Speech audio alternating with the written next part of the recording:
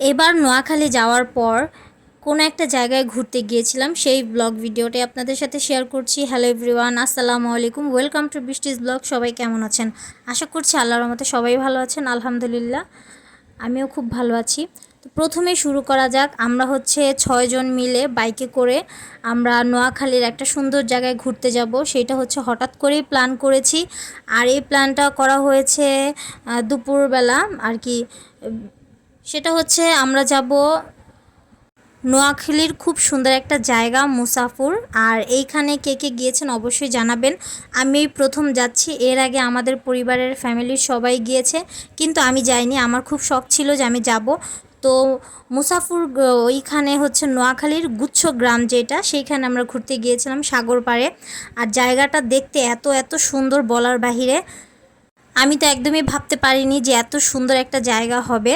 আর আমাদের যেতে যেতে 1 থেকে দেড় ঘন্টা লেগেছে। আমাদের বাইক দিয়ে গিয়েছি, আমরা হচ্ছে 6 জন। আর আমার চাচাতো ভাই বোন, সাথে আমি, আরহামের বাবা আর আরহামের মামা, আমরা এই কয়েকজন গিয়েছিলাম। তো আমরা 2টা বাইকে 3 জন করে গিয়েছি। আর পুরো রাস্তাটা খুবই এনজয় করতে করতে গিয়েছিলাম, কারণ এত সুন্দর একটা পরিবেশ, এত সুন্দর একটা প্রকৃতি, মানে দেখেই অবাক, মানে দেখেই মুগ্ধ হয়ে যাচ্ছিলাম। এত সুন্দর, একদম নীল আকাশের নিচে সবুজ সবুজ সব গাছপালা, দেখতেও যেমন সুন্দর ছিল, যেমন বাতাস ঠান্ডাও ছিল। দুপুরের পর বিকেল টাইম আমরা বের হয়েছিলাম, কিন্তু দুপুরবেলা প্রচণ্ড রোদ ছিল। তো রোদে তো আর বের হওয়া যাবে না বাচ্চা নিয়ে। তারপর আমরা বিকেলবেলা বের হয়েছি 3টা 4টার পর। কিন্তু আমাদের উচিত ছিল যে আর একটু বের হওয়ার, কারণ আমাদের যেতে যেতেই 1 থেকে দেড় ঘন্টা লেগে গিয়েছে। তো এখানে যাওয়ার পর খুব অল্প সময় পেয়েছি, যেহেতু সাগর পাড়ে দিনের বেলায় কিন্তু ভালো লাগে, রাতের বেলা একদম অন্ধকার হয়ে যায়। তারপরও আমরা গিয়েছি, যতটুকু সময় ছিলাম খুবই ভালো লেগেছে।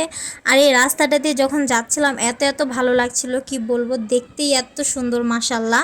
তারপর আরহাম কি করলো, আরহাম তার ওই মামাদের সাথে যাবে না, আরহাম আবার আমার কাছে চলে এসেছে। তারপর আমরা একটু ভিডিও করে নিলাম। আর আমার এত এত ভালো লেগেছে, কি বলবো, আমি ভাবতেও পারিনি যে এতটা ভালো লাগবে। কিন্তু একটা সমস্যা হয়ে গিয়েছিল যে আমরা সবাই খুব সুন্দর করে যাচ্ছিলাম, একদম যখন সামনে চলে গিয়েছিলাম, যে আমরা কাছাকাছি চলে গিয়েছি জায়গাটার, তখনই আমাদের সাথে সামান্য একটা দুর্ঘটনা ঘটে গিয়েছিল। আল্লাহর অশেষ রহমতে আমরা বেঁচে গিয়েছি।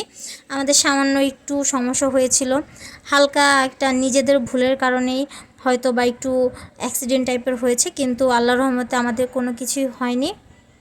তারপর কিন্তু আমরা চলে এসেছিলাম সেই সুন্দর একটা জায়গায়। এই জায়গাটা দেখে এত এত ভালো লেগেছে। আমি কিন্তু এই জায়গায় প্রথমবার এসেছি, আর এখানে আমার ভাইয়েরা এর আগে অনেকবার এসেছে। জায়গাটা খুবই সুন্দর, বিশেষ করে সবাই বাইক নিয়ে আসে, কারণ এখানে বাইক নিয়ে আসতে খুব সহজ আর খুব তাড়াতাড়ি আসা যায়। অটো দিয়ে বা সিএনজি দিয়ে আসতে গেলে একটু বেশি সময় লাগে। আর নোয়াখালীর এই জায়গাটায় কে কে এসেছেন অবশ্যই কমেন্টে জানিয়ে দিবেন। আমি কিন্তু প্রথম গিয়েছিলাম, আমার কাছে খুব খুব বেশি ভালো লেগেছে। আরহাম তো আসার পর খুবই খুশি হয়েছে, খুব সুন্দর একটা জায়গা। আর এই জায়গাটাই কিন্তু আমাদের একদমই নিয়ে আসতো না, আমাদের যেই ভাইয়েরা তারা আমাদের একবারই আনবে না বলছিল। তারপর আমরা খুব জোর জবরদস্তি করে তারপর ওদের সাথে এসেছি। ওরা ভেবেছিল আমাদেরকে রেখে তারা একা একা এসে ঘুরে যাবে, কিন্তু সেটা তো আর আমি হতে দেইনি। আমি যেহেতু শুনতে পেয়েছি যে তারা ঘুরতে যাবে, আমি আবার না যাই কিভাবে, তাই আমিও চলে গিয়েছিলাম তাদের সাথে। আর জায়গাটা এসে এত এত ভালো লেগেছিল। সাগর পাড়ের যেই বাতাস এত এত ভালো লাগে, একদম ঠান্ডা কি শীতল বাতাস। আর জায়গাটাও এত এত সুন্দর, অস্থির লেভেলের সুন্দর। আর যেহেতু একদম সন্ধ্যা টাইম হয়ে যাচ্ছিল, আকাশটা আরও বেশি সুন্দর হয়ে যাচ্ছিল। আর আমার এখানে আসার পর তো শুধু গানই গাইতে ইচ্ছে করছিল। এই গানটা গাইতে খুব ইচ্ছে করছিল যে, এই সাগর পাড়ে আইসায় আমার মাতাল মাতাল লাগে, এই রূপ দেখিয়া মন পিঞ্জরায় সুখের পঙ্খী ডাকে, পারতাম যদি থাইকা যাইতে এই সাগরের পাড়ে, ঝিনুক মালা গাই থাকা তাই দিতাম জীবন তারে, আমার মন বসে না শহরে ইট পাথরের নগরে, তাই তো আইলাম সাগরে, তাই তো আইলাম সাগরে, আমার মন বসে না শহরে ইট পাথরের নগরে, তাই তো আইলাম সাগরে, তাই তো আইলাম সাগরে। আমার কিন্তু এই গানটা খুব বেশি পছন্দ, আর সাগর পাড়ে যাওয়ার পরে এই গানটা আমার কাছে অনেক ভালো লাগলো, তাই আপনাদের সাথে একটু শেয়ার করলাম। আর ওইখানে যাওয়ার পর খুবই সুন্দর মুহূর্ত কাটিয়েছি, যতটুকু সময় পেরেছি খুবই ভালো লেগেছে। আর অন্যদিকে আরহাম তো বলছিল আমাকে বারবার, জাম্মু আমাকে একটু ভিডিও করে দাও, তা ও বলছে যে আমি দৌড় দিব, তুমি ভিডিও করে দিবে। তো আমি পিছন দিয়ে ভিডিও করে দিয়েছি। মাশাল্লাহ, আমার ছেলেটা যেহেতু আস্তে আস্তে বড় হচ্ছে, সব কিছুই কিন্তু বুঝতে শিখেছে। তারপর আমাদের এই তো সন্ধ্যা হয়ে গিয়েছে, একদম অন্ধকার হয়ে যাচ্ছিল। তারপর আমরা কিছু খাবার দাবার অর্ডার করেছি। এখানে হালকা পাতলা খাবার ছিল।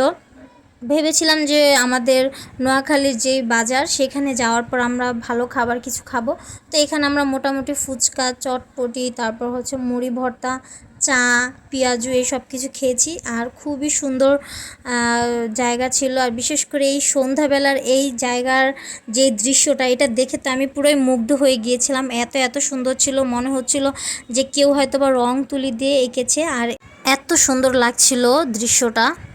আজকের ভিডিও এই পর্যন্ত। আপনাদের কাছে কেমন লেগেছে অবশ্যই কমেন্টে জানিয়ে দিবেন। সবাই ভালো থাকবেন। আল্লাহ হাফেজ।